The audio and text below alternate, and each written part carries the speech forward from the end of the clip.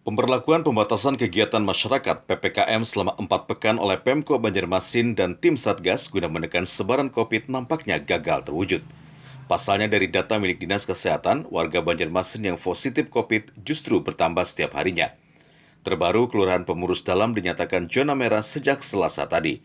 Wilayah di Banjarmasin Selatan itu mengalami lonjakan cukup tinggi dengan 308 kasus dan jadi daerah bahaya sebaran COVID. Tidak hanya red zone COVID, 4 kelurahan juga mulai mendekati bahaya karena menjadi zona orange.